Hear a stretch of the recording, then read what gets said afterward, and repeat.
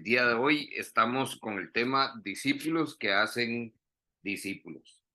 El día de hoy en realidad lo que presentamos es un panorama resumido de todo un entrenamiento que acá tenemos en la iglesia. Entonces, lo tomamos como parte de nuestra escuela bíblica porque entendemos que es parte de nuestra misión, es parte de la tarea que todo creyente tiene, pero también ponemos a disposición otros materiales que quizás de algunos conozcan o por primera vez van a escuchar un poquito de este tema, porque sí tenemos entonces esto completamente desarrollado. Prácticamente lo que vemos acá en un estudio lo podemos desarrollar en 6, 8 semanas en un tallercito un poco más completo. Entonces, ¿de qué vamos a hablar hoy? Vamos a hablar de eh, hacer discípulos. Y para eso tomamos claramente el modelo de Jesús. Nosotros vamos a comenzar por una palabrita que es sígueme. Sígueme es la estrategia que Jesús utilizó para alcanzar, equipar, entrenar y enviar a sus discípulos a multiplicarse. El modelo rabínico en tiempos de Jesús es la vía que Jesús utilizó para explicar en un contexto judío cómo poder tener pasión por Dios y una relación entonces con Él a través de las escrituras. Realmente Jesús no vino a inventar un nuevo modelo. Jesús utilizó un modelo existente en su tiempo y en su cultura y lo utilizó entonces para mostrarles a sus discípulos cómo podían ellos hacer discípulos. Desde esa perspectiva, nosotros vamos a ver entonces que hay un par de conceptos acá. Está el maestro y están los discípulos. Entonces, si esta es la manera con que Jesús nos mostró cómo podíamos tener una relación con su Padre, cómo podíamos llegar a conocer a Dios y tener una relación con Él, nosotros lo volvamos a plantear desde una perspectiva muy práctica también. Entonces, vamos a ver un poquito de teoría y un poquito de práctica. En la teoría, vemos que entonces hay un maestro que en el tiempo de Jesús se le llamaba rabí, por eso hablamos del modelo rabínico. Rabí es un maestro y era alguien que entonces invitaba a otra persona a seguirle. Y tenemos el concepto de discípulo, que es aquellas personas que entonces aceptan y deciden vivir un llamado rabínico. Ahora, un poquitito de contexto acá. El rabí realmente era una persona que conocía las escrituras, que se había preparado, que tenía una vida, digamos, ejemplar, y eso era atractivo para otras personas. Entonces, en los tiempos de Jesús, lo que sucedía es que esta persona probablemente se le acercaba a alguien que decía, vea, Pepe, don Pepe, yo quiero ser como usted. Yo quiero saber lo que usted sabe y quiero llegar a ser como usted es.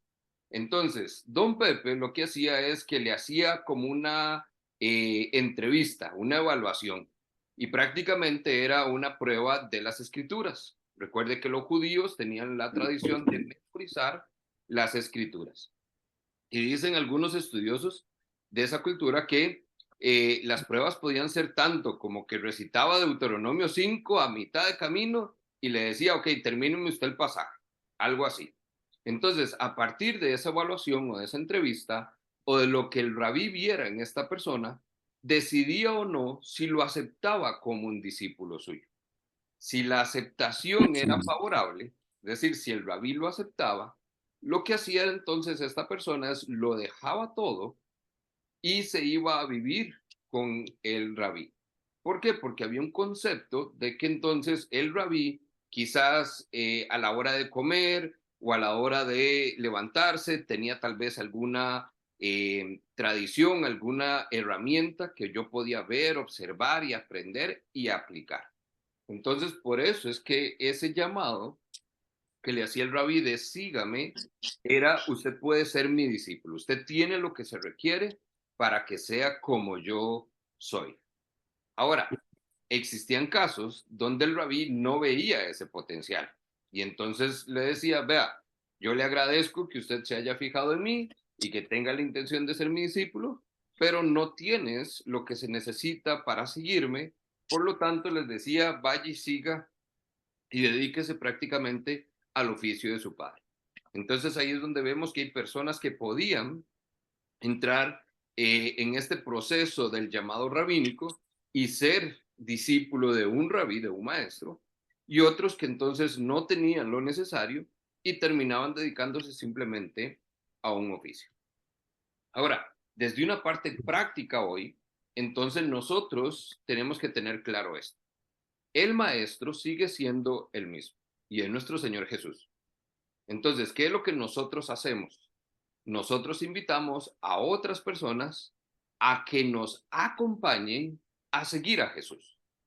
Hay un tema ahí que tradicionalmente en las iglesias el liderazgo es visto como estos maestros y entonces la gente llega a generar una dependencia más del líder que de Jesús.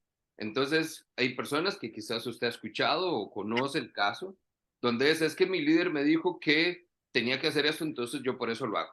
Es que mi líder es el que siempre me da consejos, es que mi líder es allá. O de la misma manera, escuchamos al líder hablar de mis discípulos o mis discípulas, este es mi grupo, y ahí es entonces donde tenemos un poco de disonancia en el proceso. Porque no es que nosotros como maestros invitamos a otros a seguirnos. Recuerde lo que decía Pablo en las Escrituras, sed imitadores de mí como yo soy de Cristo.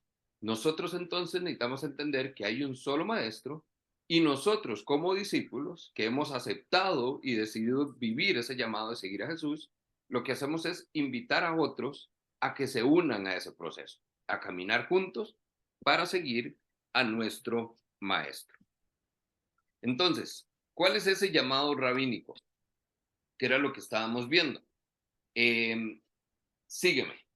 Ese sígueme tiene dos momentos. En realidad, algunos hablan de dos llamados, otros preferimos verlo como un solo llamado con dos diferentes enfoques. Sígueme es entonces la estrategia que Jesús usa para llamar a sus discípulos y los invita a una relación rabínica, es decir, a que lo sigan como maestro. Siendo así, hay un par entonces de cositas acá también. El primer llamado, si tiene su Biblia por ahí, puede ir a Juan 1:43.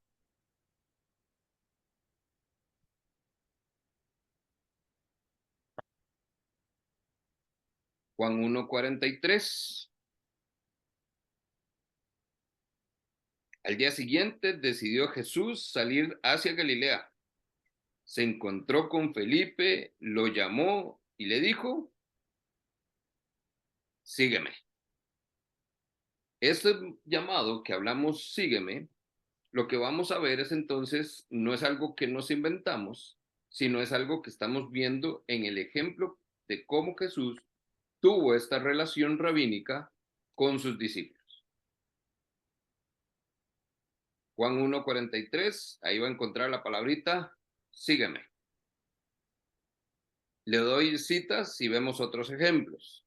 Marcos 2:14, de paso, vio a Leví, hijo de Alfeo, que estaba sentado donde se cobraban los impuestos, y le dijo, sígueme. Mateo 8:21, uno de sus discípulos le dijo, Señor, permíteme primero ir a enterrar a mi padre, y Jesús le dijo, sígueme, deja que los muertos entierren a sus muertos.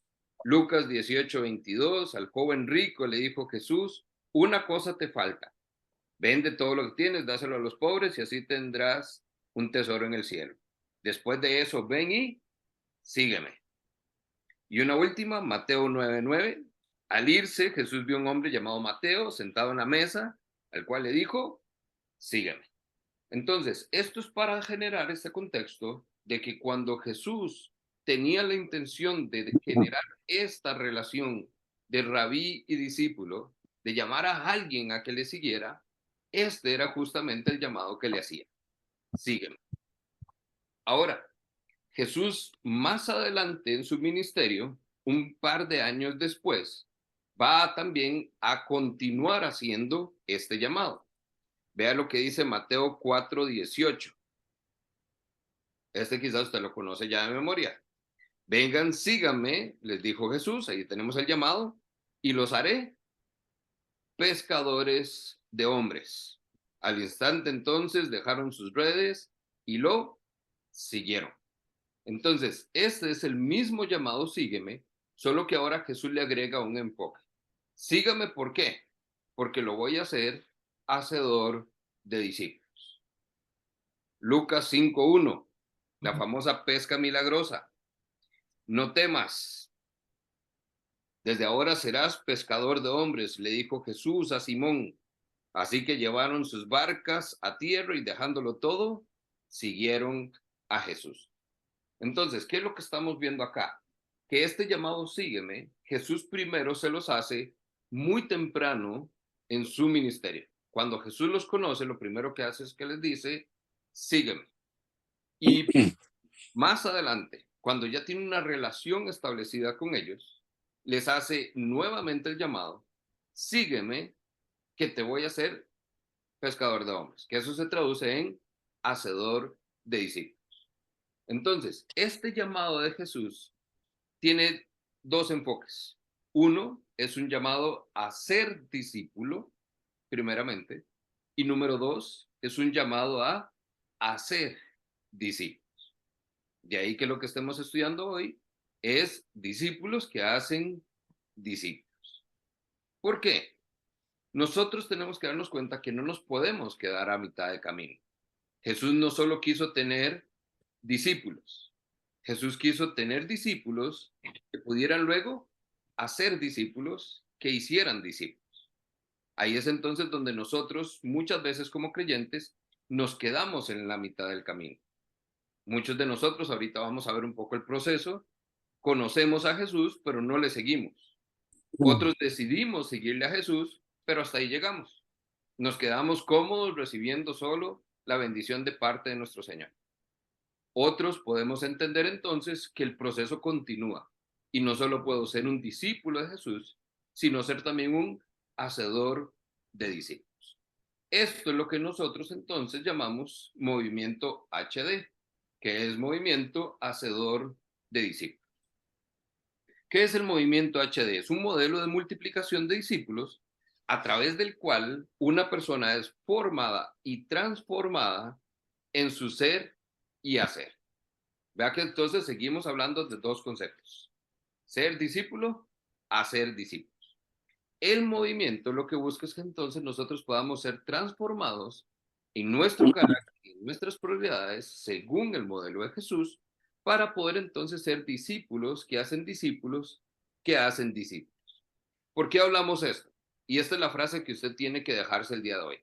Discípulos que hacen discípulos que hacen discípulos. Acompáñeme a 2 Timoteo 2:2. Y aunque lo tiene ahí en pantallita, si tiene su Biblia, vaya por ahí para que le deje una marquita. Quiero que lo lea conmigo y que pueda observar qué es a lo que nos referimos con esto de discípulos que hacen discípulos. 2 Timoteo, capítulo 2, verso 2.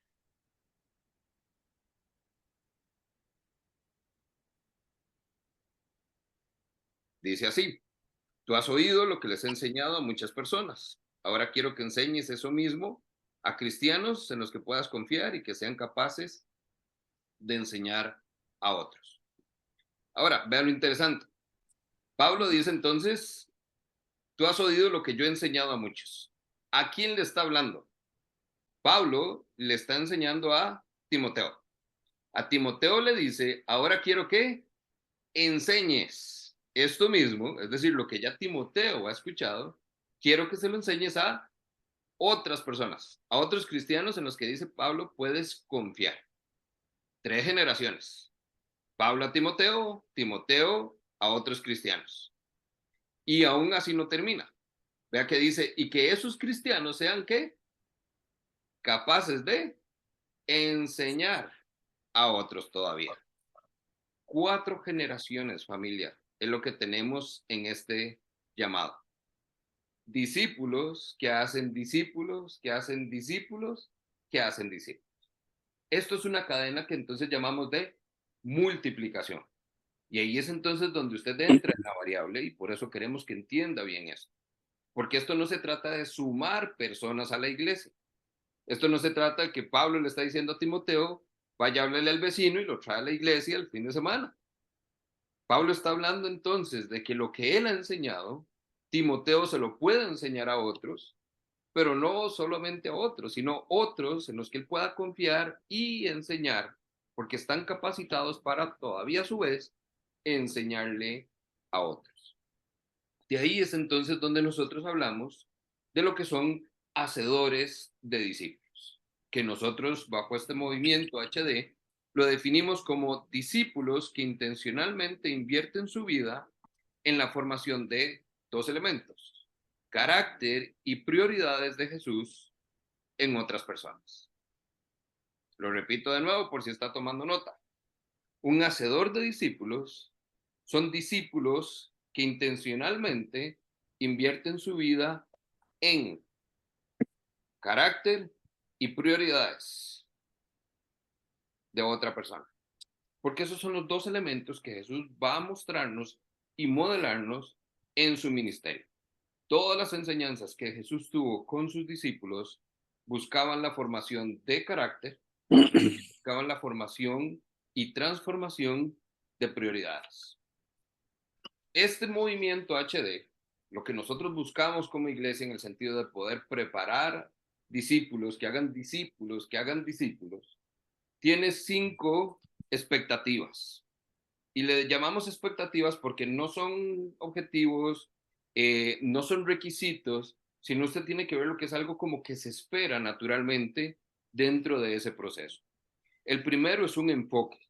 Vea que no estamos hablando de un grupo de estudio, no estamos entonces hablando de un grupo de crecimiento, sino la oportunidad de profundizar en la vida de Jesús con otra persona. Es una relación uno a uno. Segundo, es que es un efecto de multiplicación. Lo que se espera es que podamos dar frutos y que podamos entonces ser discípulos, que hacemos discípulos, que aprenden a hacer discípulos también. Ese es el efecto multiplicación. Hay un tema de modelaje. Más allá de enseñar, Jesús siempre modeló. Este es el famoso predicar con el ejemplo, ¿verdad? Entonces, a muchos nos gusta enseñar lo que hay que hacer, pero no lo modelamos. Ese es el famoso pastor que decía entonces, hagan lo que yo les digo, pero no hagan lo que yo hago. Terrible el ejemplo, porque nosotros nos damos cuenta que muchas veces nuestro lenguaje, nuestro mensaje no es congruente con nuestro testimonio, con la vida que llevamos. Requiere compromiso, porque es una decisión consciente de seguir a Jesús con un corazón de discípulo. Eso quiere decir que nosotros tenemos que realmente darnos cuenta que hay algo que nos va a costar ahí un poquitito. Y otra de las expectativas es constancia, porque esto es un tema de largo plazo. Nosotros vamos a darnos cuenta que tener 4 generaciones de discípulos no es tarea fácil y no es algo que hacemos en un par de meses. Jesús le tomó más o menos 3 años y medio. Ahora, eso no quiere decir que nosotros traducimos el tiempo tal cual. No es que entonces a usted le va a tomar 3 años y medio preparar la primera generación, porque entonces es de 3 años y medio por cada generación, estamos hablando prácticamente de 15 años. Yo no tengo 15 años para ver el fruto, dirán muchos. No se trata de eso, no se equipara porque no somos Jesús, pero sí hay eh, cierta enseñanza en el proceso que vamos a ver, que lo que nos va a decir es ciertamente no son días o meses, pero tampoco necesariamente hablamos de 3, 4 años en lograr. Hay muchos factores que vamos a ver que hacen alguna diferencia.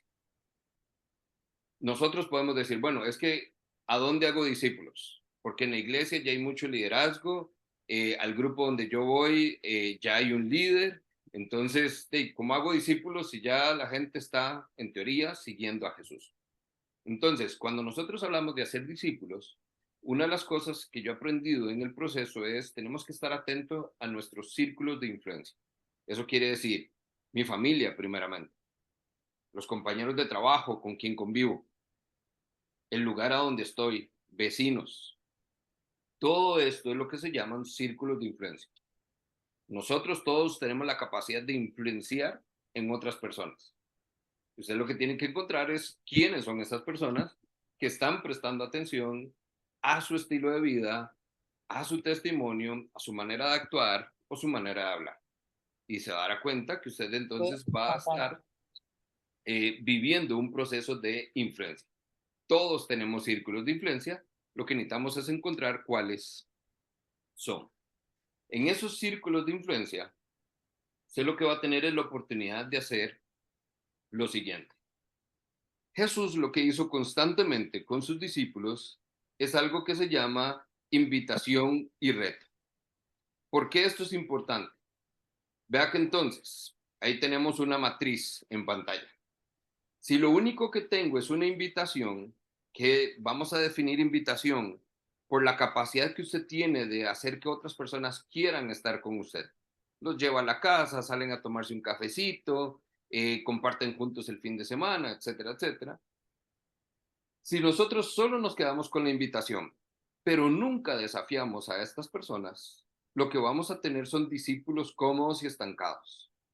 Esto es muchas veces el modelo de iglesia, donde la gente viene porque le gusta estar con nosotros un fin de semana en el templo, pero si no hay un desafío, una exhortación, lo que vamos a tener es gente muy cómoda e incluso estancada.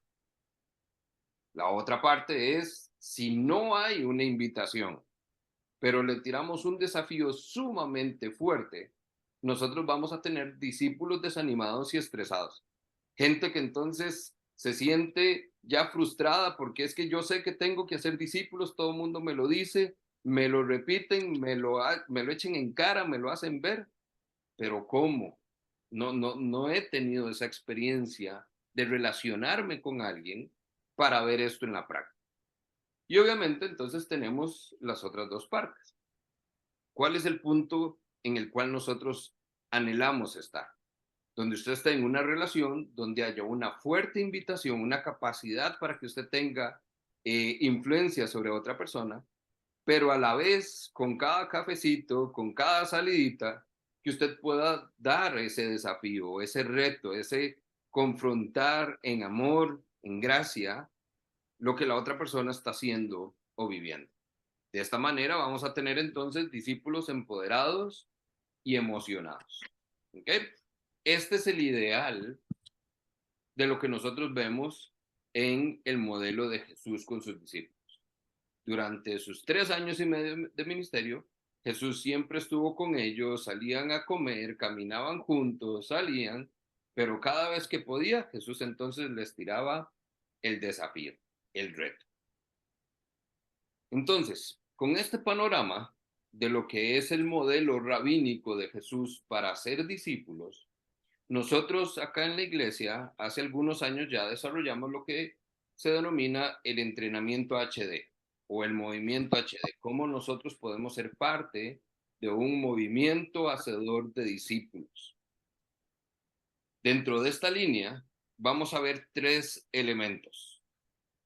Vamos a hablar de un proceso hacedor de discípulos, vamos a hablar de una estrategia para ser discípulos, que son como las bases de todo este movimiento, y vamos a estar hablando de cronología, que para efectos prácticos definimos la cronología como el estudio cronológico de los eventos de la vida de Jesús en su ministerio. Un estudio muy enfocado en poder detectar cuál era la intencionalidad de Jesús en sus enseñanzas, en su mensaje y en su trato con los discípulos. Entonces, vamos a ver rápidamente de qué estamos hablando. Primero, hablamos de un proceso. ¿Por qué? Porque esto no es una cuestión de etapas, esto no es una cuestión de niveles, no es una cuestión de posiciones. No es si ya yo soy discípulo o si me nombraron líder o si me nombraron hacedor de discípulos. Esto es un tema de proceso y es un proceso continuo. Por eso, si usted nota en pantalla, estamos hablando casi que el simbolito de infinito. ¿Por qué? Porque nosotros nunca dejamos de vivir este proceso. ¿Cómo inicia este proceso? Nosotros todos comenzamos siendo espectadores. Jesús lo tuvo y se le llamaban multitudes. Personas que estaban ahí viendo a Jesús, escuchando a Jesús, simpatizando un poco con lo que Jesús era y hacía, pero no necesariamente discípulos suyos. Todos por ahí siempre andamos como espectadores, viendo a ver qué es lo que hay. Un ejemplo de esto, recuerda entonces cuando estaban aquellos dos discípulos de Juan, se acercaron y le dijeron a Jesús, Maestro, ¿dónde vives? ¿Qué fue lo que Jesús le dijo? Vengan y vean, simplemente, espectadores. ¿Ok? Esto nos habla de una condición muy pasiva. Ahora, hay un punto donde entonces nosotros tomamos una decisión como creyentes. Nosotros vamos entonces a decidir seguir a Jesús. El espectador son personas que creen en Jesús, pero no han tomado todavía una decisión para él. No necesariamente son discípulos. En el momento en que yo soy consciente y respondo a este llamado rabínico, es decir, entiendo que Jesús lo que me está invitando es a tener una relación para ser como Él y para hacer lo que Él hizo. Llámese, hacer discípulos. Cuando estoy claro en eso y tomo esa decisión, me convierto en un discípulo. Ahí entonces está el primer puntito rojo. ¿Ok? Hay un punto determinante en nuestra vida. Dejamos de ser espectadores, de calentar sillas y nos involucramos en un proceso ya hacedor de discípulos. Este es un punto donde no hay regreso. No es que yo dejo de ser discípulo. Yo sigo siendo discípulo y entonces comienzo un nuevo ciclo. Soy discípulo de Jesús. Por eso les digo que esto es continuo, es como un anillo. Este primer circulito nunca deja de ser. Porque por más maduro que usted esté en la fe, por más años que usted esté en el Evangelio, nunca dejamos de ser discípulos. Esto es una decisión de por vida. Ahora, ¿cuál es ese otro punto que podemos encontrar en este proceso? Es cuando usted entonces, en su proceso de ser discípulo, usted toma una decisión para poder entonces también hacer discípulos. Eso es lo que muchas veces las personas no dan este paso. Quieren, entienden los principios, les gustaría, es un anhelo, entienden que sí, la gran comisión es vaya y haga discípulos, pero no saben cómo y no toman la iniciativa, no dan este paso de convertirse en hacedores de discípulos. Ahora, cuando sí damos ese paso, es donde entra entonces el símbolo de infinito. Porque siendo discípulo me convierto en hacedor de discípulo, pero nunca dejo de ser discípulo. Entre mejor discípulo sea, más y mejores discípulos voy a ser. ¿Por qué? Porque el concepto de hacer está arraigado en el ser. Y esto es fundamental entonces que nosotros lo entendamos. Entonces, de una manera muy práctica, resumo, el espectador es alguien que cree en Jesús y lucha por ser un buen cristiano, pero realmente no tiene un compromiso para seguir a Jesús. No lo sigue ya sea porque ignora su condición espiritual o porque no ha aceptado el desafío de Jesús de seguirle. El discípulo entonces es una persona que decide dejarlo todo para ser como Jesús. Quiere responder al llamado rabínico y por lo tanto seguir a Jesús siempre. Y el hacedor de discípulos es un discípulo que hace discípulos, que hace discípulos. O como lo dijimos ahora intencionalmente, invierte su vida en otras personas para formar carácter y prioridades como las de Jesús. El segundo elemento es la estrategia. Esto es lo que les contaba, que nosotros llamamos entrenamiento HD. Quizás usted ya conoce o ha visto esta imagen o está familiarizado con el concepto. Si no, se lo explico rápidamente. Este es un entrenamiento donde se estudia la vida de Jesús en los evangelios de una manera cronológica, donde se ha podido identificar que entonces Jesús desarrolla sus 3 años y medio de ministerio en 5 etapas. La primera etapa realmente no es parte de su ministerio, no es parte de esos 3 años y medio, sino que es una parte de preparación. Esto es lo que le llamamos los primeros años de vida de Jesús. Es un proceso de preparación. Dios preparó a Jesús para poder ser un líder. A partir de ahí, cuando Jesús entra en escena con 30 años y comienza su ministerio, vemos entonces que hay una etapa de poner fundamentos. Jesús primero invierte año y medio aproximadamente de vida estando con sus discípulos y dejando en ellos fundamentos en su carácter principalmente. Hasta después del año y medio es donde Jesús comienza un entrenamiento más formal. Y durante 6, 9 meses aproximadamente, Jesús se va a dedicar a entrenarlos y a expandir su ministerio. Es decir, hay un efecto de multiplicación que se observa en ese entrenamiento que hace Jesús. Aquí estamos hablando ya de cuando Jesús les dijo nuevamente, no solo sígueme, sino sígame y vamos a ser pescadores de hombres. Les enseñó a pescar y se ve la multiplicación de eh, de este grupo al cual Jesús llamó para ser hacedores de discípulos. Y luego vamos a ver en una última etapa, que es el último año y medio de la vida de Jesús, donde vemos que ya hay un entrenamiento intensivo y completamente intencional en la multiplicación. Ahí es entonces donde nosotros vamos a ver eventos como cuando Jesús envía a los 12 con autoridad y con poder para que hagan señales y milagros. Entonces, esto es más o menos los 3 años y medio de la vida de Jesús y lo desarrollamos entonces en 5 estudios diferentes donde cubrimos cada uno de los eventos que se forman alrededor de la vida de Jesús. Ahora, aquí hacemos entonces un paréntesis, porque al estudiar la vida de manera cronológica, lo que hacemos es una armonía de los evangelios. ¿A qué llamamos esto?